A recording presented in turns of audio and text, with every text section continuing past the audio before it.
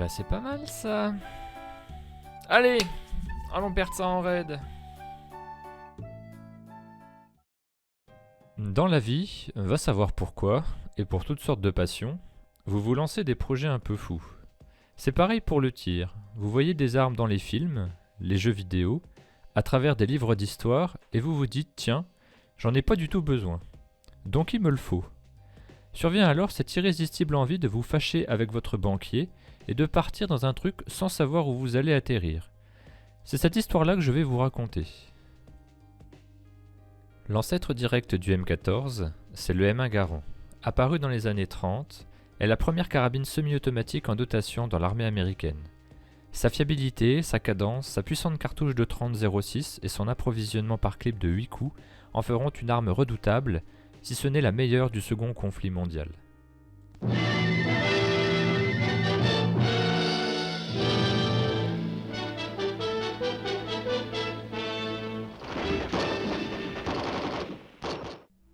Ce document officiel, dont je vous remets le lien en description, présente le descendant du M1 Garand apparu à la fin des années 50.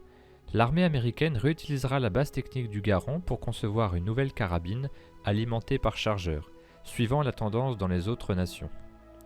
Cette carabine utilise également une nouvelle cartouche, le 7,62 par 51, dont l'étui est plus court que le vieillissant 30-06, mais les progrès de la poudre lui confèrent une puissance équivalente.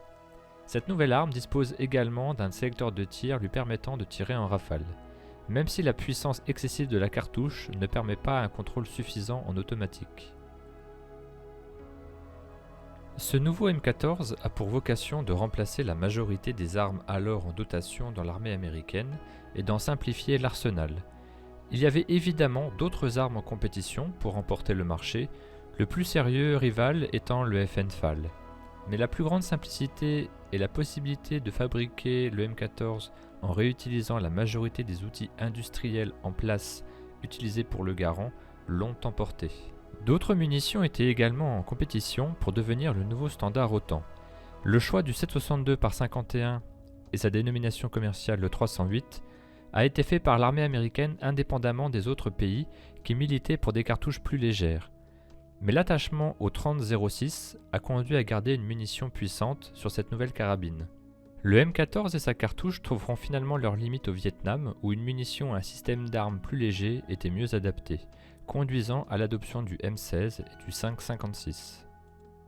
Le M14 ne restera donc l'arme standard en dotation que de 1959 à 1964.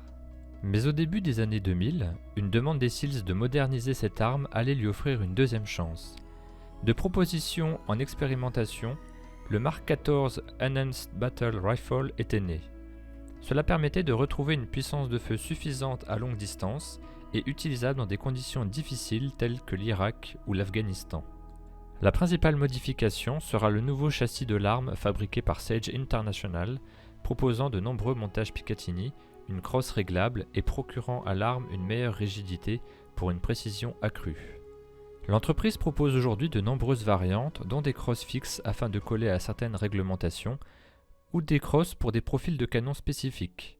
Sage International propose également des déclinaisons pour des Garand, Mini Ruger et même SKS.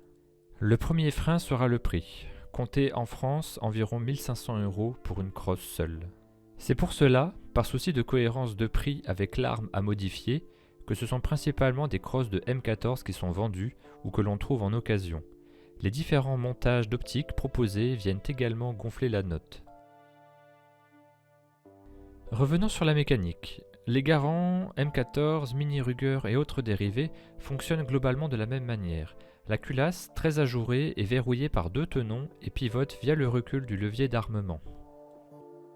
Le M14 ici en bas a été modifié pour permettre l'utilisation d'un chargeur et non plus de clip. Le levier d'armement, parallèle au canon, contient le ressort de rappel. Sur le côté gauche, le M14 perd le bouton d'extraction du clip de son aîné au profit d'un trou fileté pour l'installation d'un montage d'optique.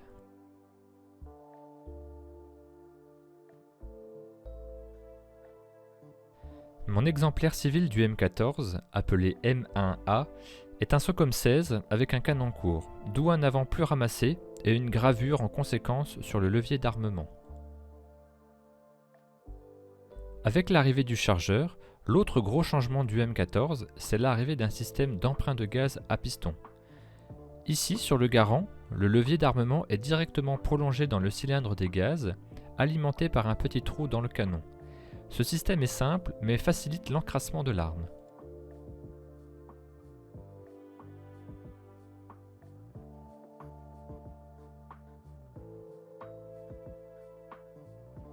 Sur le M14, c'est un piston visible dans ma main qui fait l'intermédiaire entre les gaz envoyés depuis le canon et le levier d'armement.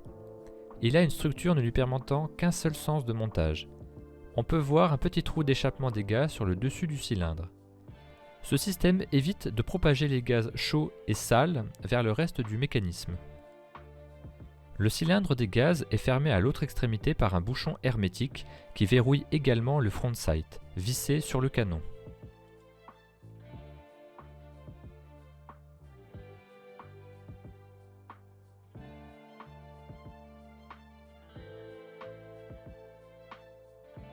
La culasse évolue peu, hormis l'apparition d'un roulement de verrouillage ici sur le côté gauche à la place d'un tenon fixe comme sur le côté droit. Ceci pour un fonctionnement plus souple. Le percuteur est toujours flottant, sans ressort de rappel.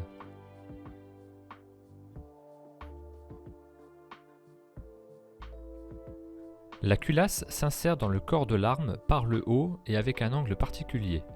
Il faut ensuite la reculer au fond de ce logement et amener le levier d'armement pour que le roulement de verrouillage devienne captif du guide creusé dans le levier d'armement. Il faut ensuite réengager le levier d'armement dans son guide creusé dans la carcasse. Il vient se mettre en place via une petite encoche sur le côté. Réengager ensuite le ressort de rappel dans le cylindre du levier d'armement, puis attachez le guide servant à verrouiller le chargeur via sa goupille captive.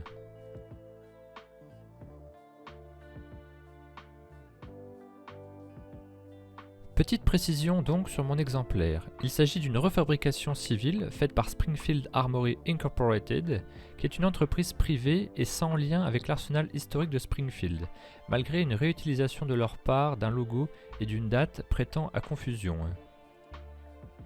Cette entreprise, qui n'est pas la seule à refabriquer des M14 civils, propose de nombreuses variantes, canons lourds, légers, crosse-bois, etc. La concurrence est rude aux États-Unis entre les différents fabricants de cette plateforme, toujours très appréciée pour sa robustesse et ses capacités en compétition. Des variantes de carcasses avec tenons de verrouillage à l'arrière sont également disponibles. D'autres constructeurs proposent encore des carcasses forgées, comme le M14 historique, gage d'une supposée meilleure précision et longévité. Mon exemplaire fait par Springfield Armory possède une carcasse qui a été simplement coulée et usinée. Pour être transparent, je ne pense pas que cela ait aujourd'hui un réel impact, tant les aciers et process industriels ont évolué. Et d'ailleurs, aucune plateforme plus récente comme les AR-10 ou SCAR n'utilise ce procédé et délaisse même l'acier au profit de l'aluminium pour les châssis, sans perte de robustesse ou de précision. J'ai toujours voulu avoir un M1, et c'est un grand personnage de YouTube qui m'a incité à prendre le SOCOM 16. Hey, Hickok 45 here. Look what I have. Quite a little thumper. This is the SOCOM 16, and that is the 762 by 51 M1A and the sawed-off version. How cool is that? Come over and take a look at this thing. Le SOCOM 16, c'est pour moi le mariage parfait entre une plateforme historique avec une touche de modernité au bénéfice du fun au stand de tir. Je l'avais équipé d'un Vortex Venom et ça a été de sacrées séances au stand.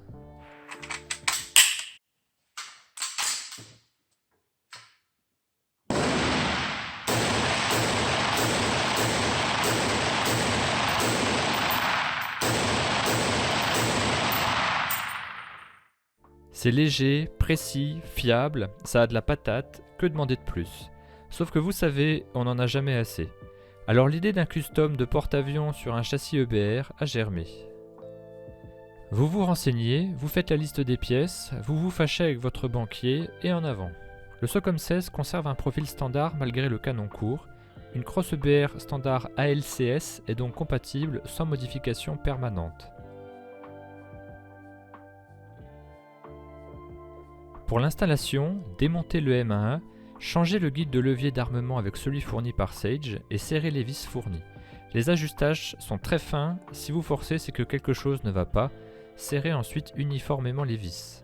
Après le problème du prix, vient le problème du montage et démontage avec toutes ces vis. Pour un nettoyage complet, vous êtes obligé de tout démonter et potentiellement, selon le montage d'optique utilisé, vous pouvez perdre le zéro. Disons que c'est une conception un peu à l'ancienne sur une arme qui n'avait pas été pensée à la base comme une vraie carabine de précision. Néanmoins, la grande robustesse de l'arme peut vous permettre d'espacer les cycles de nettoyage. On peut voir ici un trou, c'est celui laissé par l'absence de sélecteur de tir sur mon M11 civil. La crosse est en fait pour un modèle militaire à l'origine. Il existe une pièce au catalogue Sage pour cacher ce trou.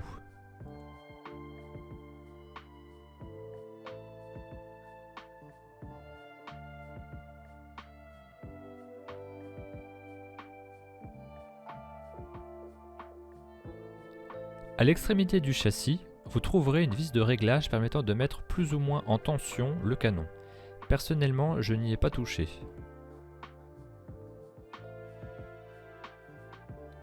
Ici en gros plan, le guide du levier d'armement d'origine avec le trou pour le passage du canon en haut.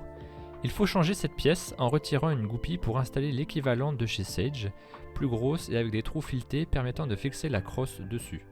Une vis de chaque côté et une vis en dessous. Cette pièce sera différente selon les profils de canon de l'arme.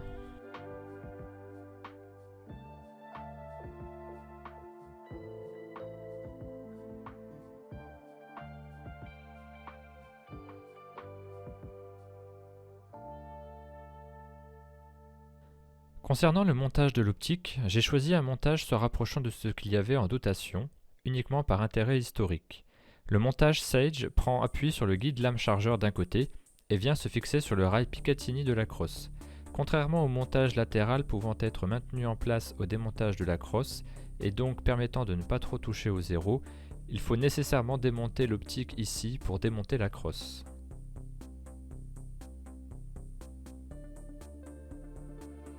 Le choix de l'optique s'est fait par cohérence avec le canon de 16 pouces du SOCOM et par envie d'une configuration cohérente dans l'époque. J'ai donc choisi l'EOTech 512 qui est un point rouge non grossissant, très robuste mais certes encombrant par rapport aux standards actuels.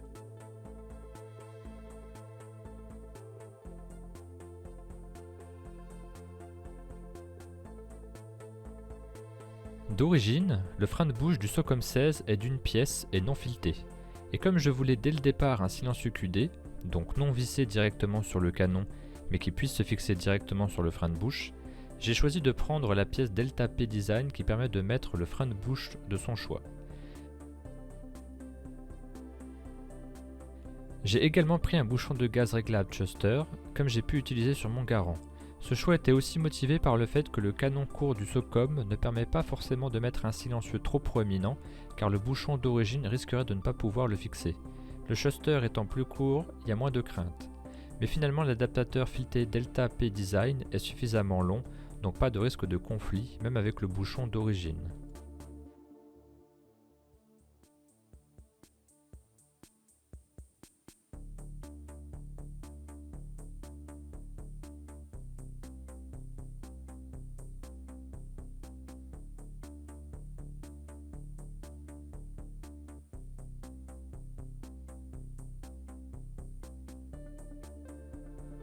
Concernant le silencieux, étant déjà propriétaire de pas mal de références Brugger et Tomet, j'ai choisi un Rotex 5 pour la fixation QD A2. Le frein de bouche est également un BET. Comme toujours avec BET, la qualité de fabrication ne souffre d'aucun défaut. Il faut d'abord ouvrir une clampe pour venir fixer l'embase dans la petite gorge du frein de bouche, fermer la clampe, puis visser. La fixation QD sur frein de bouche a pour moi un défaut, c'est qu'elle complique le démontage par les manipulations supplémentaires à faire pour ouvrir la clampe, surtout quand vous venez de faire 200 cartouches et que le silencieux est brûlant. Sur le modèle militaire, il était possible d'installer un silencieux comme dans ma main en bas en utilisant le tenon de baïonnette. Sinon, il faut retirer le frein de bouche et utiliser un silencieux fileté comme dans ma main en haut.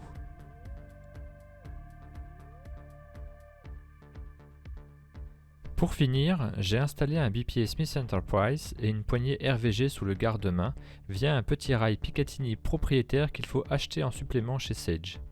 J'ai rajouté également une sangle Magpul. Après avoir monté tout ça et vendu un rein, vous espérez que le résultat au stand soit équivalent au look final.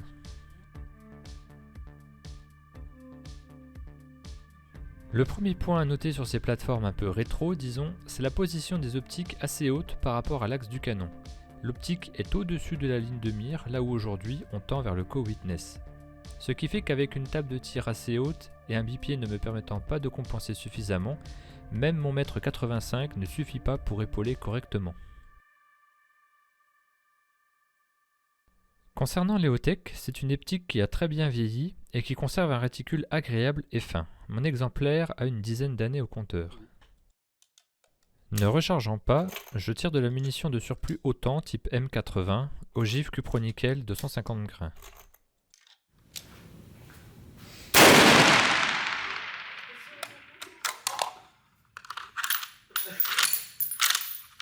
En fait, il y a toutes les mauvaises langues qui sont mises derrière. Ah, c'est ça. Il y en a un qui bosse, les autres qui regardent.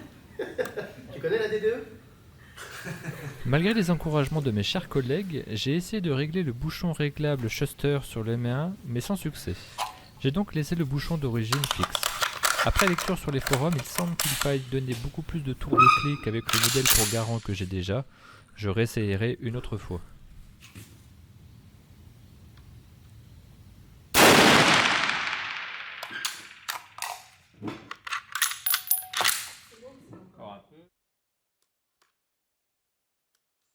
Pour les réglages de l'arme, on va feinter et ne pas utiliser le bipied afin d'avoir une position basse confortable.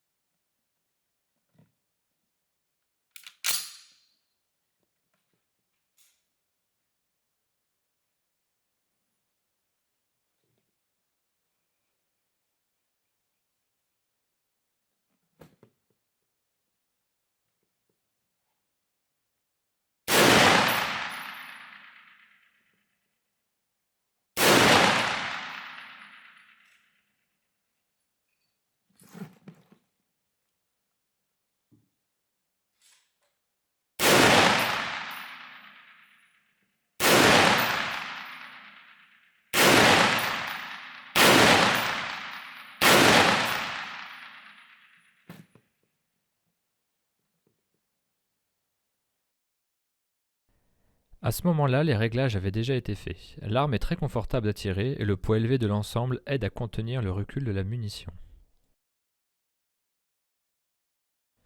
La détente est excellente, peu de course et un décroché clair.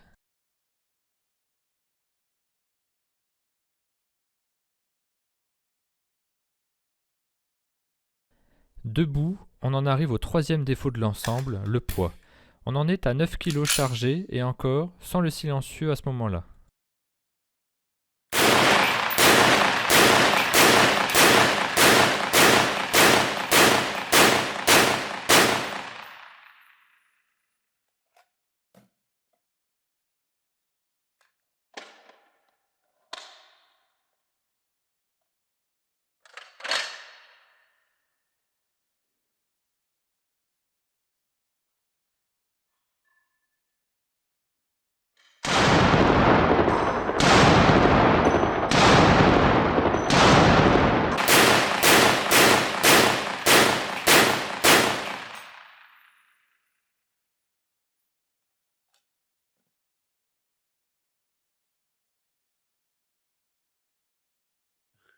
Avec le silencieux, vous rajoutez 1 kg d'acier 1 mètre au bout de l'arme.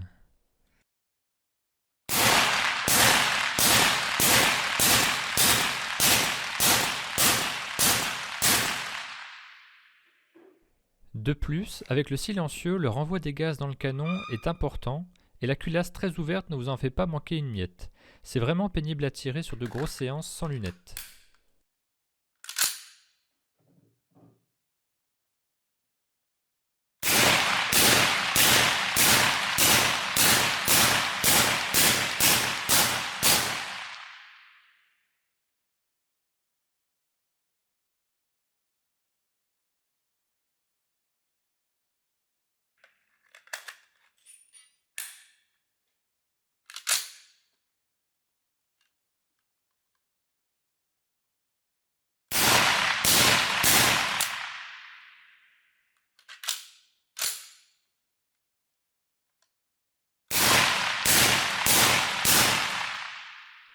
Comme toute arme équipée d'un silencieux, vous dégradez sa fiabilité.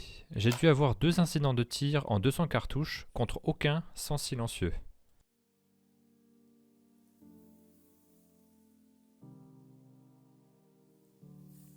Seule solution pour retirer immédiatement le silencieux sans se brûler.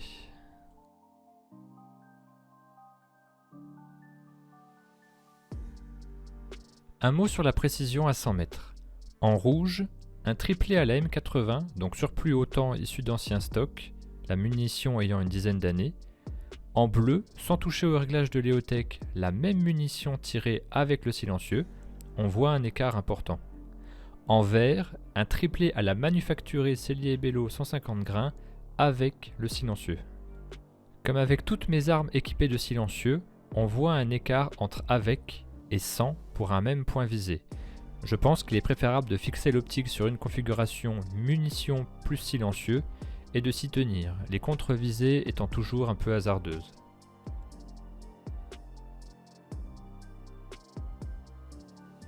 Ma conclusion sur ce projet. C'est cher, lourd, compliqué de trouver les pièces, tout démonter pour nettoyer, c'est la galère. Mais le résultat final est d'enfer. C'est le genre de custom irrationnel qui vous donne envie de recommencer. Je ne pense pas que cette crosse soit recommandable pour quelqu'un cherchant à monter un M1 de précision. Au prix de l'arme et de la crosse, vous pouvez avoir directement un M1 super match, autrement plus ajusté et précis en sortie de boîte. L'ironie de l'histoire, c'est que le M14 est à la fois la carabine qui a eu la plus courte durée de service dans l'armée américaine, ainsi que la plus longue avec cette évolution EBR. C'est comme ça qu'il faut la résumer, un sursaut du passé. Un AR-10, un SCAR sont plus ergonomiques, légers, faciles à entretenir. Mais sont-ils aussi mythiques ?